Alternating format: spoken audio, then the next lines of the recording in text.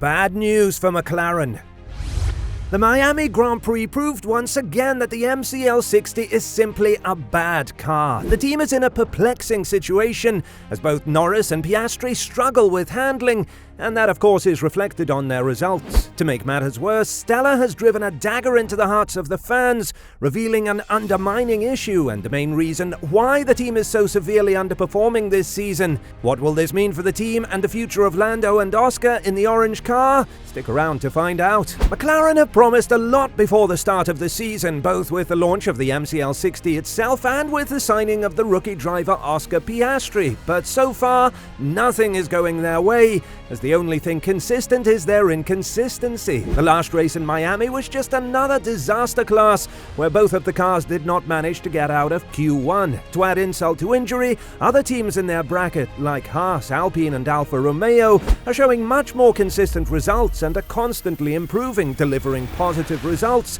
while McLaren's best result was in Australia, where Norris finished 6th, Piastri 8th, but only 12 cars finished at all. McLaren already came into the season knowing that they had missed their targets during pre-season testing, with Norris revealing that their biggest weakness was drag in a straight line after Saudi Arabia, a crack which was papered over in Melbourne only to be ripped apart again in Miami when the team risked another tyre tactic at the outset, but it didn't yield positive results. They experienced greater wear on the soft compound and were forced to make a pit stop earlier than the rest, leading them to end up once more at the tail end of the group. McLaren CEO Zak Brown stated that even though the team performs badly, they are at least honest about their performance, and he expects improvements once the European races come. That's why we had at the launch, Andrea Stella said, "I want to come out and tell everyone don't expect miracles in Bahrain, and I think while that may be open for some criticism, you can't fault us just for being transparent and honest," Brown told Sky Sports. Then we said we should be back on track in Baku, and that's worked out, but it's never going to be a straight linear to the top. But I like what we have, and if I look at where we started in this journey in 2017,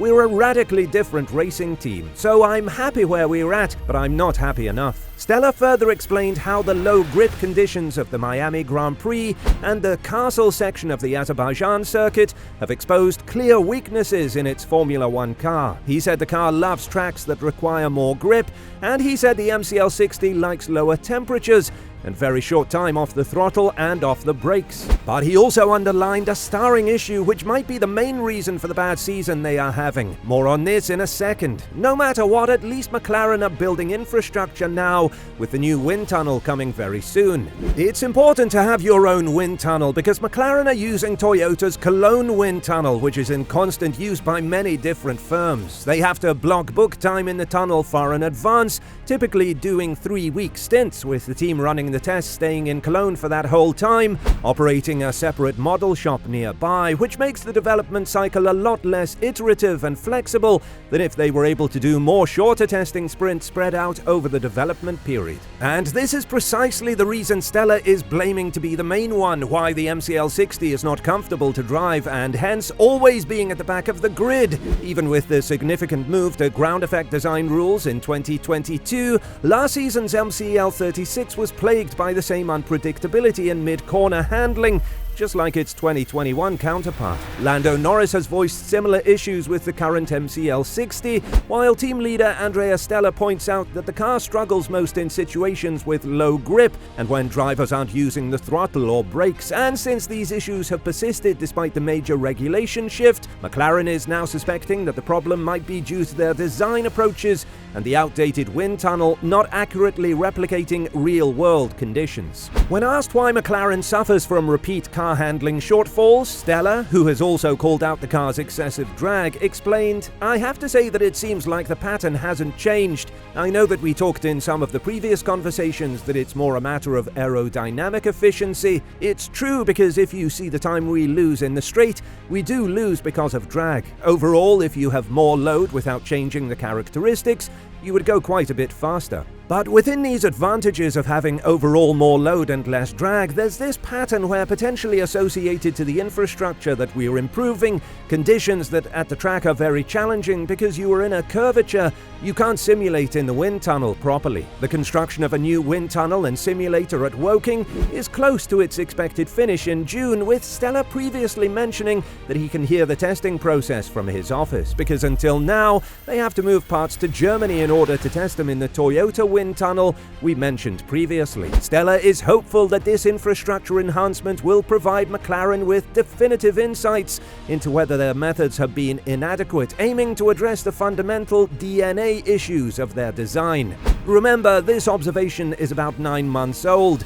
They expressed similar sentiments in the latter half of 2022, indicating that fundamental problems with their infrastructure meant that improvements in 2023 might be limited. While it's easy to dismiss these as excuses, it's important to note that these issues have been discussed even before the 2023 car was put to the test. In a way, I'm somewhat more relieved to see McLaren acknowledging these issues and looking towards change, rather than Ferrari and Mercedes being content with their cars and fundamental setups only to fall significantly short. They may have been eliminated in Q1 in Miami, but the fundamental gap to Red Bull is only marginally worse than that for supposedly competitive teams. However, Adrian Newey still uses old wind tunnel to create cars, and you see how RB19 is performing. Sure, it can make things easier and better, but won't change the basics. They need a better designer who comes up with a new car instead of modifying the old based on the new rules. McLaren are very lucky they still have 2 very talented drivers,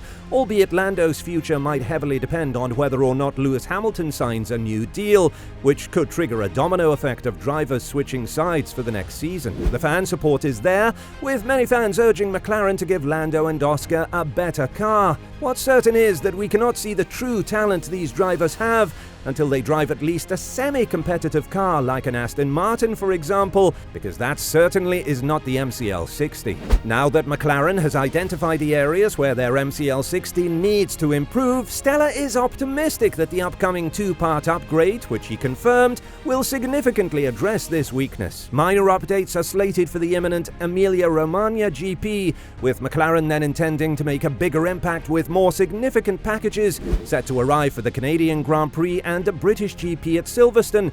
And for a team like McLaren, who once led the midfield and aimed to reclaim their top spot, the recent trend of moving away from their target is far from ideal. While Red Bull has outpaced the entire grid, the midfield is becoming a race of its own, with Aston Martin, Mercedes and Ferrari at the forefront, and Alpine, McLaren's former midfield competitors, making a noticeable appearance. This is a team that by 2025 at the latest aims to be battling for Formula One's top prizes, much like they used to. Therefore, it's self-evident that a car that struggles to consistently score points isn't a great starting position.